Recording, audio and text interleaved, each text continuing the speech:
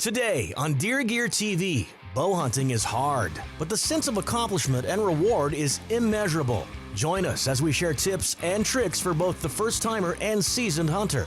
It's the heart-pounding, up-close thrill of hunting with a bow, as Bass Pro Shops and Cabela's present Deer Gear TV.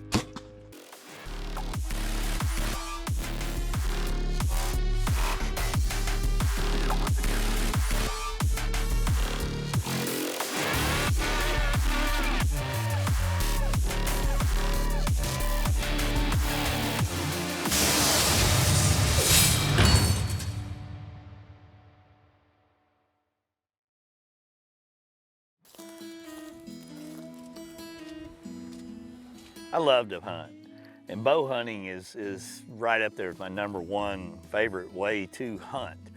There's just something about the preparation that gets me excited, and by that it's tuning that bow in to fit me exactly, dialing in my sight specifically for everything I'm doing, you know, cutting my own arrows and really checking how they fly and you know, getting my nocks all set in. All that preparation is something that I can do in my backyard and in my shop. And then climbing up in a tree stand has always been exciting. And when I do it with my bow and I'm pulling it up in there, I don't know, there's just something about it that raises my blood pressure a little bit, gets me more excited maybe than other forms. And that's not downplaying the importance of any of the other ways to hunt. Bow hunting is just, I mean, it's arguably my favorite way to big game hunt. For me, bow hunting is just a different challenge. I mean, rifle hunting is one thing, I love that, but shooting one of the bows, just a different sense of accomplishment. You know, you got to get them in close, you got to be stealthy, you got to be able to draw back on them, you got to be able to make a good shot. I like the challenge of it. I just like to shoot a bow. I always have, and you know, that's what I want to shoot, man. I mean, I like really having to get up and close, you know, up close and personal with an animal. I think it's a real challenge to get drawn back on them. You know, man, something about a bow. Hunting with a bow is a challenging yet rewarding way to hunt. The window of opportunity can be much smaller, demanding patience and then a quick, precise shot when that moment arrives. Those who've never slung an arrow may be wondering where to begin. Well, the path to becoming a proficient bow hunter begins with finding equipment that is properly fitted for you. You know, I go back to when I first started bow hunting. I mean, the first bow I ever had, I was trying to learn how to shoot it, and I still remember this day, the first time drawing it back and hitting the release and punching myself right in the nose, right here, seeing stars and all that. And then some of my first shots with a recurve, learning how to shoot it, you know, it just, you know, it was a disaster because my gear wasn't fitted for me. You know, it was all hand-me-down stuff. Probably bought it at a garage sale or a flea market or a pawn shop. For bow hunting, you really need to be fitted for your bow. You need to have the right draw length. You don't want to be stretched out too far, or you don't want to be too short. You need to find one that fits you right, find one that's comfortable. I would recommend shooting several different bows. If you got buddies that's got some, shoot their bows. See which one you like best. And that's gonna make you enjoy hunting more, and then practice. You cannot beat practice, just like anything else. Baseball, basketball, the more you shoot, the better you're gonna get. You know, if somebody's just starting out and they're like, man, I want to get a bow and I want to shoot it. One of the biggest things is man, you gotta get fitted for the bow. You know, you can't go shoot your buddy's bow or whatever. I mean, you know, I'm not that big of a guy and I have a short draw length. I couldn't shoot Wade's bow. I would never be accurate with it. And you know, the biggest deal is it's just like anything. You got to have good fundamentals. You know, a bow will shoot exactly where you tell it to, as long as you do everything the same every time. They're all so fast right now, man. You don't have to shoot 70 pounds, and just get the bow set up right. Go somewhere that'll fit you, and really in no time you can be a pretty good shot with a bow. You know, practice is something that I think is very important, and I further that by you got to practice a lot of times in your hunting scenarios. It's one thing just to sit out and set the square block and get your bow dialed in and feel comfortable with your aiming points and your pins being all accurate. But if you're going to be sitting down in your hunting situation and you spend all your time shooting standing up, I mean, it's a different move. It's a different draw technique. It's a different finding all your anchor points. And then what are you wearing clothing wise? You know, I hunt, you know, starting in September when it's 100 degrees all the way to the end of February bow hunting when it's gonna be in the 30s. I wear different amounts of clothes for each one of those times, and all of that impacts my ability to draw, hit my anchor point. You know, I've hunted with buddies that put face masks up and they've never had practice that way, and so they can't find their anchor point, they can't feel it. So practicing like you're gonna hunt, spending time practicing so you've got confidence in so the muscle memory to hit the same anchor point and aiming point. I mean, you can't practice enough. I mean, the more you shoot, the better you shoot. I mean, it's no different than golf or anything else, man. I mean, the more balls you hit playing golf, the better you are. The more arrows you shoot, the better you're gonna get. So if you got a big hunt coming up, I mean, shoot a bunch. I mean, you don't have to shoot 200 arrows in a row. When I'm shooting a lot, I'll have my target out there. I'll go out and I'll shoot 8 or 10 arrows, go in, do some things, come back out, shoot 8 or 10 arrows, and you know, I might do it 5 times a day. The more you shoot, the more strength you're gonna build up, because that's muscles you don't normally use. So shooting a bow is gonna get you stronger, and get you more confident, and just make you a better shot.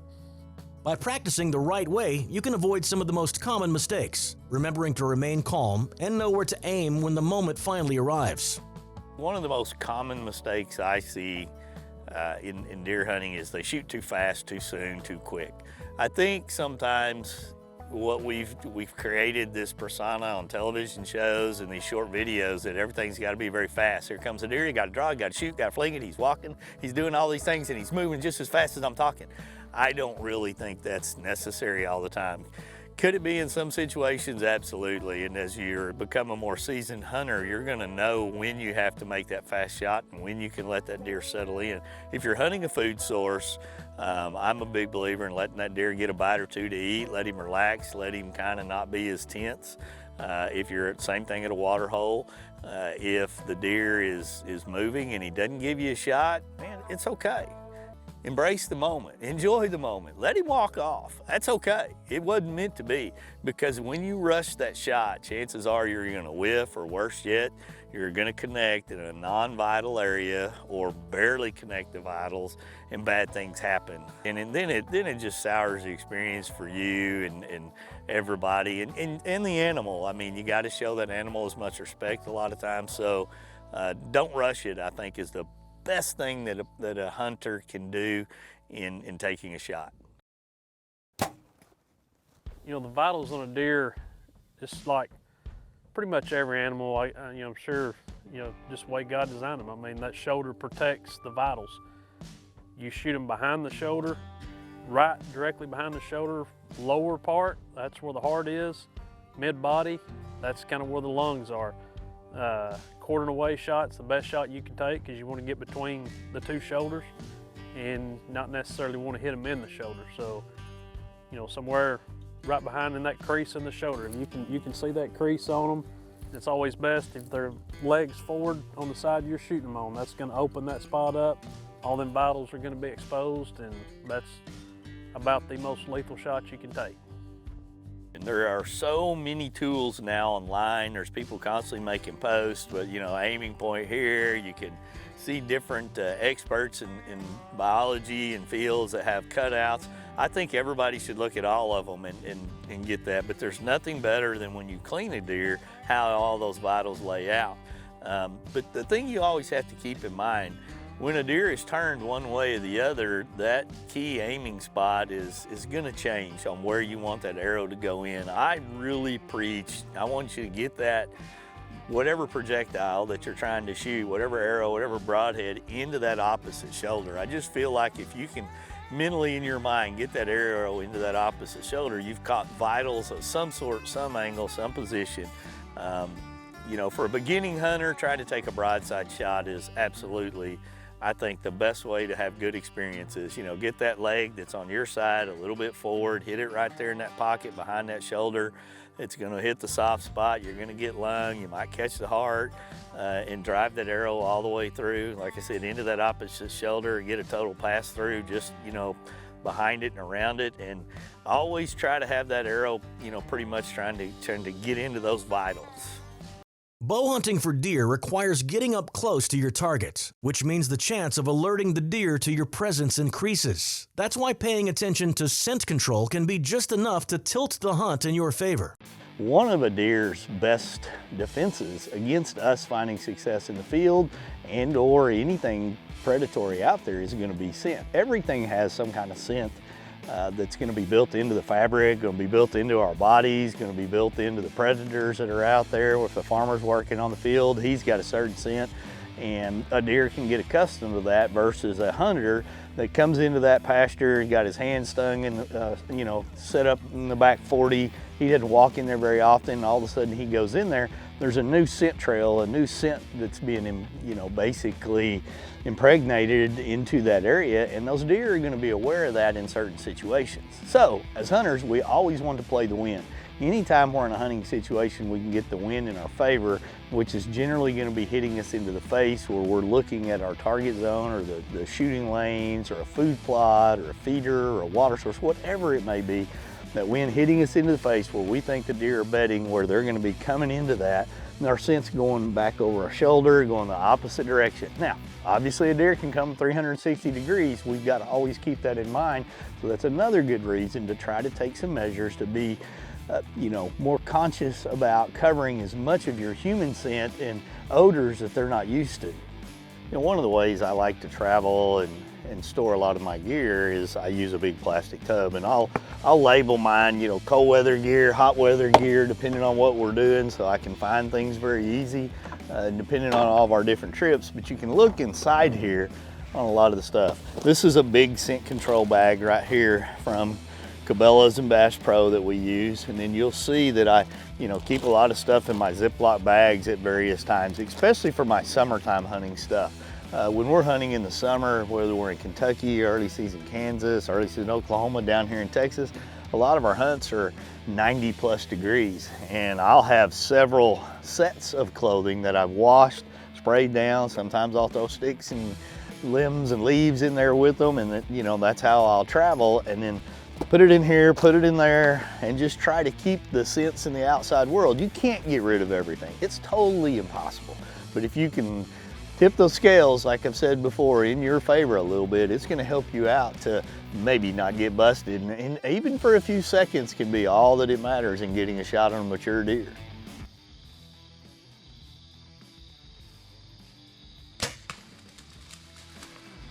There's no magic bullet. It's the sum of all those parts giving you the advantage to tip the scales more in your favor so that you can walk on certain trails. If the deer ends up coming down that trail, doesn't pick it up. The attractant wise, maybe you've got a doe and heat on your boot, and that's going to help bring them in there. You've sprayed yourself down.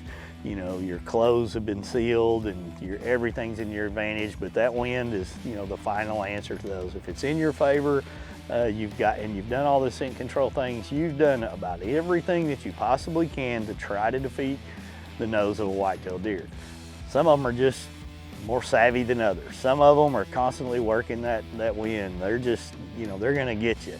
And when you get a little swirl of wind and you feel it hit the back of your neck and it's blowing down on that buck that's not quite in range, maybe if you've done everything scent control wise, you get away with it. If you haven't, you get to experience what most of us have seen all the time, several times a year: a stamp, a blow, a tail coming up, and a whitetail running out of range. That's just part of whitetail hunting, part of the game we play. It's part of the exciting part of it that'll make you be more conscious next time, and hopefully the wind won't swirl and you've done everything you can to cover that scent.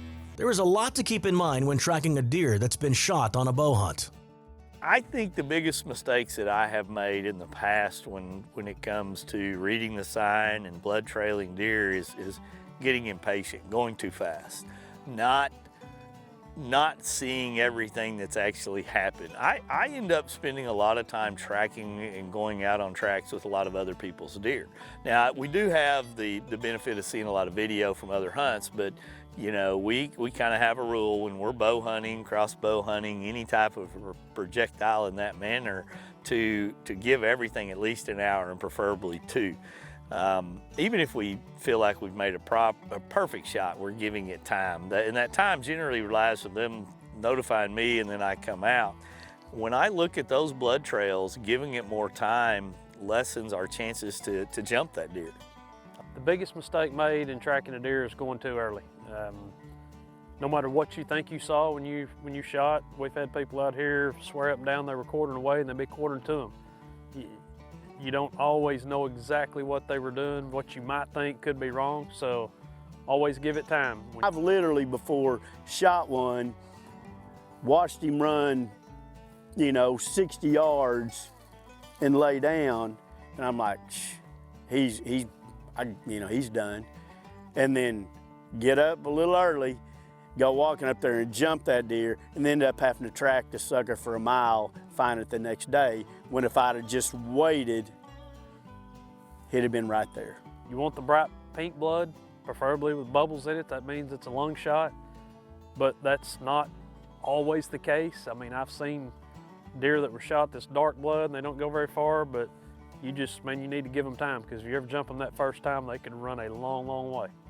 To me, kind of mark your blood and use a couple arrows, or you can do whatever, but put the arrow down. When you find the next one, put that one there, and then you find the next one, put it there, and then go back and get your last arrow. And I just keep walking them forward, and that way I can kind of guess which way he's going. One thing you look for too when you're tracking is where that blood sign's taking you. Is it taking you through brush, over brush piles, over limbs, over trees, or is it taking you down trails? If you track that deer pretty good ways and he's walking down a trail like a non-wounded deer you would think would walk, it's probably not a lethal shot. You probably need to back out and give it more time. Usually a deer that's gonna die pretty quick is going through the thickest. He's just running a straight line. He's just getting it and running through stuff, over stuff. But when you start seeing them get on the trails and stuff, you probably need to give it some more time. This is hard, here it's hard to track, like prints and stuff, because the ground's hard and there's so many animals. But you can usually tell when stuff is disturbed, and then, pay attention where you hit the deer. Don't just look on the ground, if he's kind of going through some brush, look up high on the brush and you can get a good gauge. Always look at the color of the blood, like if it's all bubbly and frothy, it's probably a double lung. Real dark, might be liver. So, pay attention to those things, but don't press him. That's probably the biggest deal. And don't get in a hurry tracking him. I'm looking for all those telltale signs to kind of give me a determination of, should I stop? Should I keep going? What possibly am I dealing with here? Just the hardest thing in deer hunting in general is buck fever. We all get it. I'm 50 years old, shot a bunch of deer in my life. I still get buck fever. That's what keeps you coming back. That's what keeps it fun. You're excited, seeing that buck out there, whether it's a little 6-point or whether it's a 160-inch 10-point. Just the hunting, the excitement, controlling all your nerves, being able to make a good shot. I don't know, that's what it's all about to me. You're having to control everything in your body, because that deer's close. You got to get drawn back. You got to control that shaking, because it ain't like sitting out here shooting at a target. That's a live animal. You're getting one shot at him, and you got to make the most of it. So controlling them nerves, that's the hard part. There's a lot of things in bow hunting that really impact your success or failure. Your equipment, first off, being tuned to you. That's just so important. Your practice and your preparation, the encounter itself, how you set your stand up, whether you're in a ground blind all the way to 40 feet up in the air. And then that moment of truth, absolutely being able to control all your nerves.